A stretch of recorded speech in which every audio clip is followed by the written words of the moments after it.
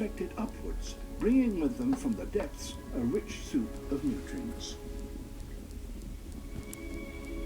Such upwellings attract great concentrations of life.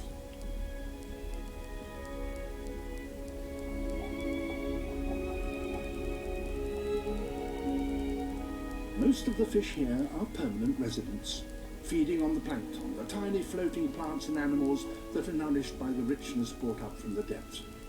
And they, in turn, attract visitors from the open ocean. Tuna.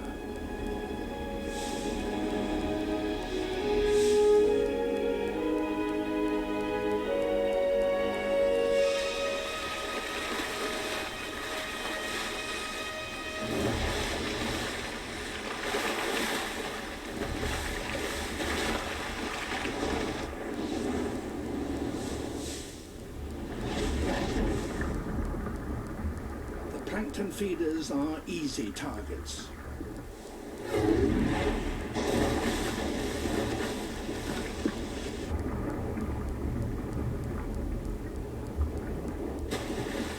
All this action attracts even larger predators. Sharks.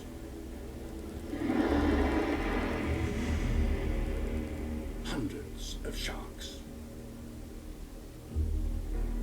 These silky sharks are normally ocean-going species, but the seamounts in the eastern Pacific, like Cocos, Malpelo and the Galapagos, attract silkies in huge groups up to 500 strong.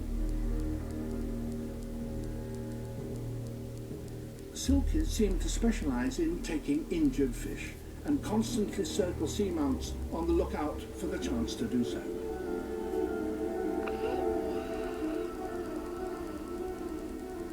Silkies are not the only visitors. Hammerheads gather in some of the largest shark shoals to be found anywhere in the ocean. Sometimes thousands will circle over a single seamount. But these sharks are not here for food.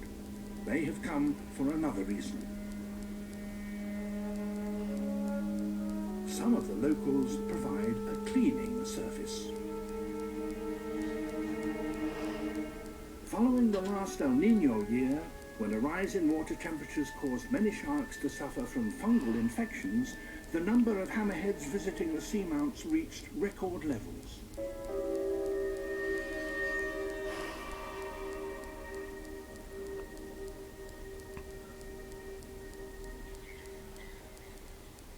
Nutrients also well up to the surface along the coasts of the continents. This is Natal on South Africa's eastern seaboard. It's June, and just offshore, strange black patches have appeared. They look like immense oil slicks up to a mile long. But this is a living slick. Millions and millions of sardines on a marine migration that in terms of sheer biomass rivals that of the wildebeest on the grasslands of Africa.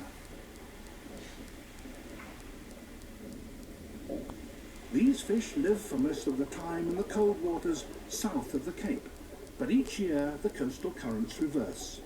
The warm Agulhas current that usually flows down from the north has been displaced by cold water coming up from the south, and that has brought up rich nutrients. They in turn have created a bloom of plankton, and the sardines are now feasting on it.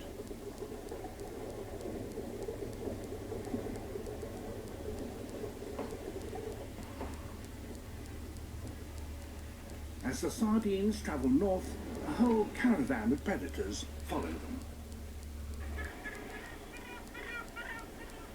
Thousands of Cape gannets track the sardines. They nested off the Cape and timed their breeding so that their newly fledged chicks can join them in pursuing the shoals. Oui.